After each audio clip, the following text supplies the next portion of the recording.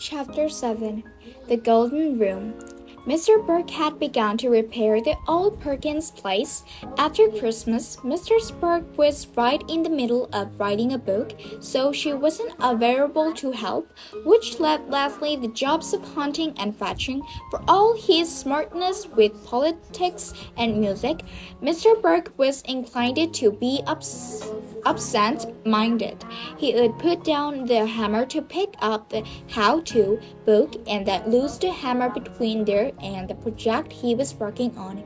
Leslie was good at finding things for him, and he liked her company as well. When she came home from school and on the weekends, he wanted her around. Leslie explained all this to Jess. Jess tried going to Terabithia alone, but it was no good. It needed Leslie to make the magic. He was afraid he would destroy everything by trying to force the magic on his own, when it was plain that the magic was reluctant to come from him. If he went home, either his mother was after him to do some chore, or Maybelle wanted him to play Barbie, or he wished a million times he'd never helped to buy that stupid doll. He'd no more than lie down on the floor to paint than Maybelle would be after him to put an arm back on a snap of a dress. Joey's aunt was worse. She got a devilish delight out of sitting smack down on his rump when he was stretched out walking. If he yelled at her to get the heck of him, she'd stick her index finger in the corner of her mouth and holler, which would, of course, crank up his mother. "Jess Oliver, you leave that baby alone. Watch a man lying there in the middle of the floor doing nothing anyway. Didn't I tell you I couldn't cook supper before you chopped it wood for the stove?" Sometimes he would snake down to the old Perkins place and found Priest Karen crying on the porch, where Mr. Burke had exiled him. You couldn't blame the man. No one could get anything done with that animal grabbing his hand or jumping up to lick his face. He'd take pity for a romp in the Burkes' upper field. If it was a mild day, Miss Bessie would be moving nervously from across the fence. She couldn't seem to get used to the yelping and snapping, or maybe it was the time of year, the last dregs of winter spoiling the taste of everything. Nobody, human or animal, seemed happy. Except Leslie. She was crazy about fixing up that broken-down old wreck of a house. She loved it being knitted by her father. Half the time they were supposed to be working, they were just yucking away. She was learning, she related bluntly at races, to understand her father. It had never occurred to Jess that parents were meant to be understood any more than the safe at the Millsbrook First National was sitting around begging him to crack it. Parents were that they were. It wasn't up to you to try to puzzle them out. There was something weird about a grown man wanting to be friends with his own child. He ought to have friends his own age and let her have hers. Jess's feelings about Bailey's father poked it up like a canker sore. You keep beating it, and it gets bigger and worse instead of better. You spend a lot of time trying to keep your teeth away from it. Then, sure as Christmas, you forget the silly thing and chomp right down on it. Lord, that man got in his way. It even poisoned it. What time he did have with Leslie. She'd be sitting there bubbling away at races, and it would be almost like the old times. Then without warning she'd say, "Bill thinks so and so." Chomp right down on the old sore. Finally, she noticed it. It took her until February, and for girls as smart as Leslie That was a long, long time. Why don't you like Bill? You said I didn't. Just orange. How stupid do you think I am? Pretty stupid sometimes. But what he actually said was, what makes you didn't think I like him? Well, you never come to the house anymore. At first, I thought it was something I'd done. But it's not that. You still talk to me at school. Lots of times I see you in the field playing with PT, but you don't even come near the door. You're always busy. He was uncomfortably aware for how much he sounded like Brenda when he said this. Well, for spaghetti sauce, you could offer to help.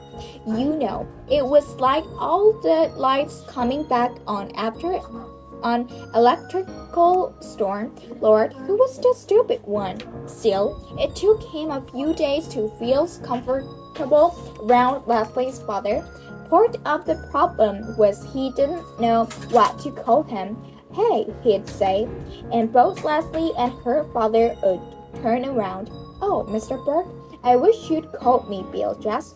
Yeah, he fumbled it around with the name for a couple more days, but it came more easily with pretext. It also helped to know some things that Bill, for all his brains and books, didn't know. Jess found he was really useful to him, not a nuisance to be tolerated or set out on the porch like PT. You're amazing, Bill would say. Where did you learn? That just never quite know how he knew things. So he'd shrug and let Bill and Leslie praise him to each other. Through the work itself was praise enough.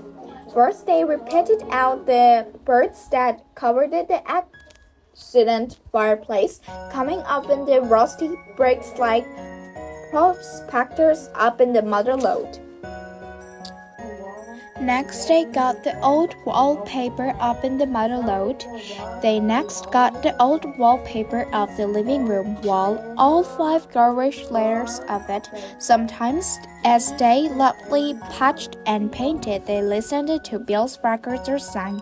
Leslie and Jess teaching Bill some of his Miss Utman's songs and Bill teaching them some he knew. At other times they would talk.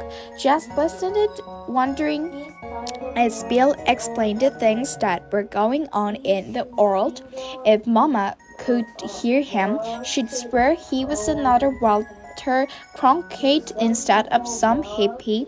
All the birds were smart, not smart maybe about fixing things or growing things, but smart in a way Jess had never known real live people to be. Like one day while they were walking, Judy came down and read out loud to them mostly poetry and some of it in Italian, which of course Jess couldn't understand, but he buried his head in the rich sound of words and let himself. He rubbed it warmly around in the field of Burke's brilliance. They painted the living room gold. Leslie and Jess had wanted blue, but Bill had held out for gold, which turned it out to be so beautiful that they were glad they had given in. The sun would slant in from the west in the late afternoon until the room was brimful of light. Finally, Bill rented a center from Millsburg Plaza, and they took out the black flower painted down to the white oak birds and finished them. No rugs, Bill said. No, agreed Judy. It'd be like putting a veil on the Mona Lisa. When Bill and the children had finished razor blending the last bits of paint of the windows and washed the panes, they called Judy down from her upstairs study to come and see.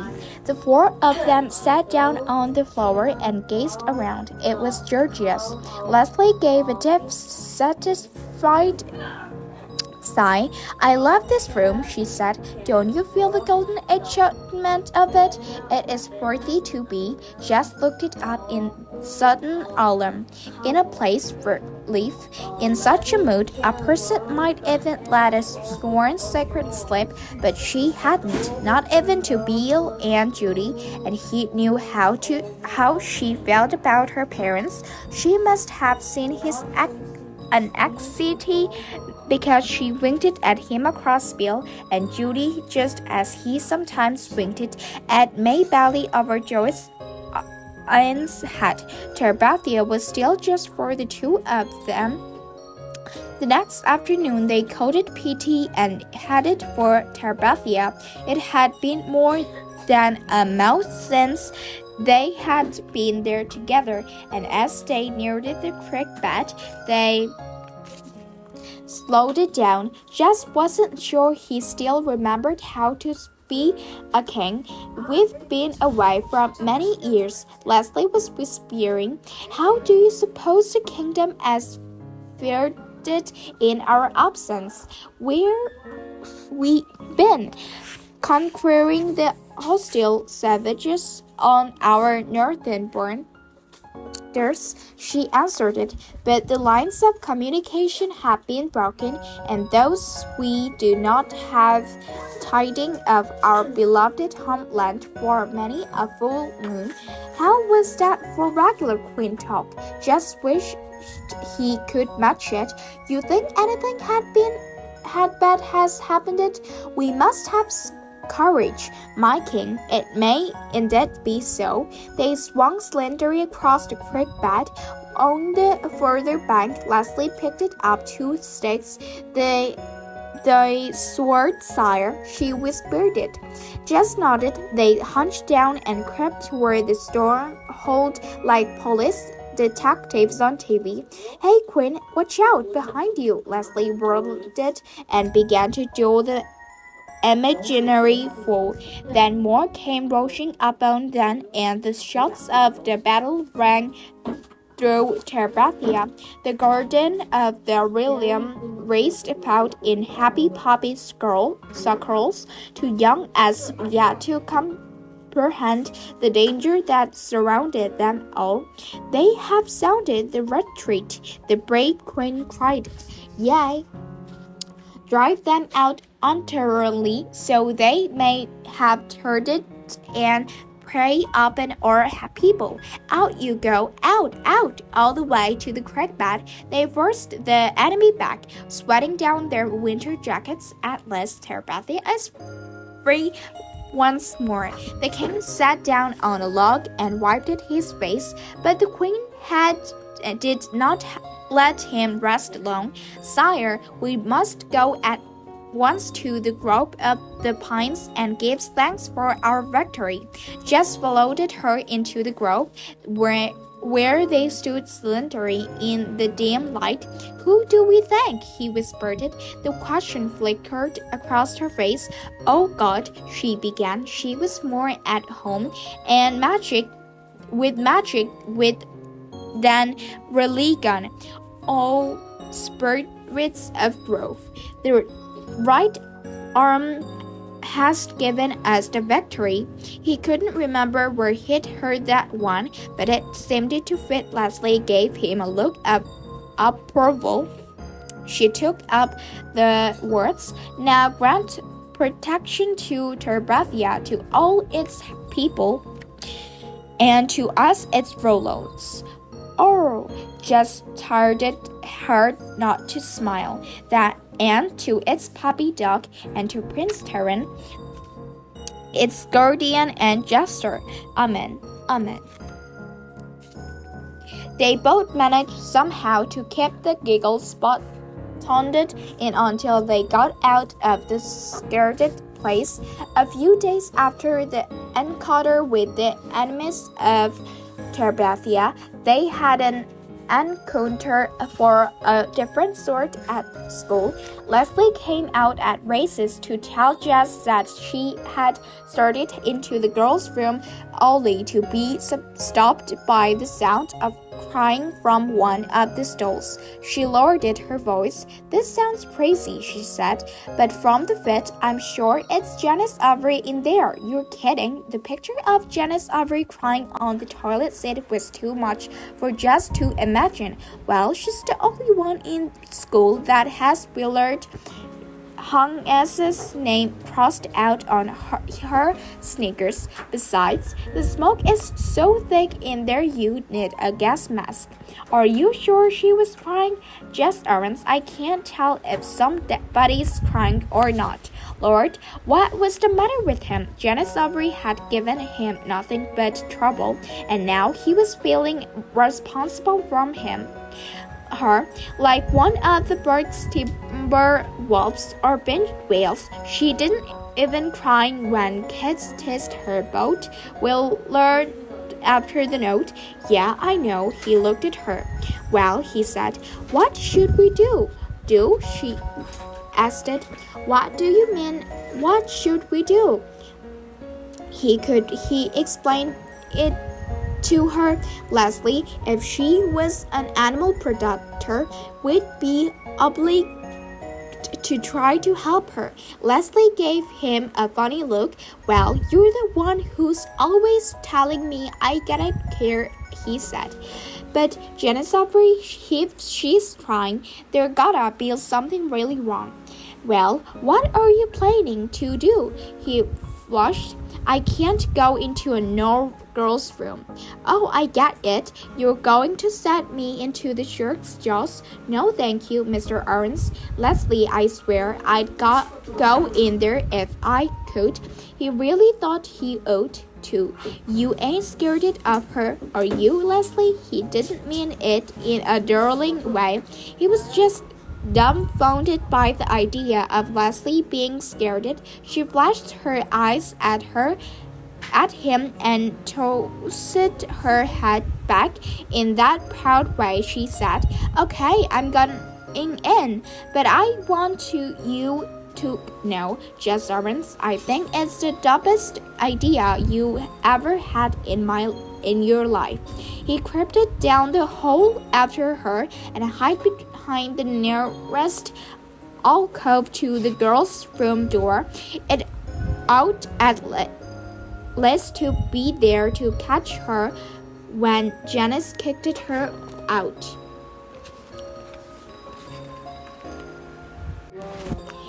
There was a quiet minute after the door swung shut behind Leslie. Then he heard Leslie saying something to Janice. Next, a string of crosswords which were too loud to be floated by the closed door. This was floated by some loud sobbing, not Leslie's, thank the Lord, and some sobbing and talking mixed it up, and the bell. He couldn't be caught staring at the door of the girls' room, but how could he leave? He'd be deserting in the line of fire. The rush of kids into the building settled it. He let himself be caught up in the stream and made his way to the basement steps, his brain still swirling with the sounds of cussing and sobbing. Back in the 5th grade classroom, he kept his eye glued on the door for Leslie. He half expected to see her come through flat-handed, stride out like the coyote on Roadrunner, but she came in smiling without so much as a black eye. She walked just over to Mr. Smears and whispered her excuse for being late, and Mr. Smears beamed at her with what was becoming known as the Leslie Burke special. How was he supposed to find out what has happened? If he tried to pass a note, the other kids would read it. Leslie sat way up in the front corner nowhere near the waste basket on or pencil sharpener, so there was no way he could pretend to be heading somewhere else and sneak a word with her, and she wasn't moving in his direction, that was for sure. She was sitting straight up in her seat, looking as pleased with herself as a bicycle rider who's just made it over 14 trucks. Leslie smirked it clear through the afternoon and right onto the bus where Janice Avery gave her a little frosted smile on the way to the back seat. And Leslie looked it over at Jess as if to say, see, he was going crazy wanting to know. She even put him off after the bus pulled it away, pointing her head at May Bailey as if to say, we shouldn't discuss it in front of the children. Finally, in the safe darkness of the stronghold, she told him, Do you know why she was crying? How am I supposed to know? Lord Leslie, will you tell me what in the heck was going on in there? Janice Avery is a very unfortunate person. Do you realize that? What was she crying about, for heaven's sake? It's a very complicated situation. I can understand now why Janice has so many problems reading to people. Will you tell me what happened before I have it, Hermia? Did you know her father beats her? Lots of kids' fathers beat Will you get on with it? No, I mean really beats her. The kind of beatings they take people to jail for in Arlington. She shook her head in disbelief. You can't imagine. Is that why she was crying? Just because her father beats her? Oh no, she gets beaten up all the time. She wouldn't cry at school about that. Then what was she crying for? Yeah, Lord Leslie was loving this. She'd string him out forever. Well, today she was so mad at her father that she told her so-called friends Wilma and Bobby Shue about it. Yeah, and those two too. She looked it for a word while enough to describe Janice Avery's friends and found none. Those two girls blamed it all over the 7th grade. Pity for Janice Avery swept across him. Even the teacher knows about it. Boy, the word came out like a sign. There was a rule at Lower Creek more important than anything Mr. Turner made up and fussed about. That was the rule that you never mixed up troubles at home with life at school. When parents were poor or ignorant or mean, or even just didn't believe in having a TV set, it was up to their kids to protect them. By tomorrow, every kid and teacher in Lurk Creek Elementary would be talking in half sneakers about Janice Avery's study. It didn't matter if their own fathers were in the state hospital or the federal prison. They hadn't betrayed theirs, and Janice had. Do you know what else? What? I told Janice about not having a TV and everyone laughing. I told her I understood what it was like to have everyone think I was weird. Would she say to that? She knew I was telling the truth. She even asked me for advice as if I was their Abby. Yeah, I told her just to pretend she didn't know what on earth Wilma and Bobby Shue had said her where they had got such a crazy story and everybody would forget about it a week. She leaned forward. Suddenly, Anaxias, do you think that was good advice? Lord, how should I know? Make her feel better? I think so. She seemed to feel a lot better. Well, it was great advice, Dom. She leaned back, happy and relaxed. No, what? Just what? Thanks to you. I think I know how have one have friends at Lower Creek School. It hurt him for it to mean so much to Leslie to have friends. When she learned they were worth her trouble, oh, you got more friends than that.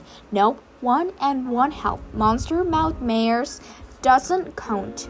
They're in their secret place. His feelings bubbled inside him like a stew on the back of the stove.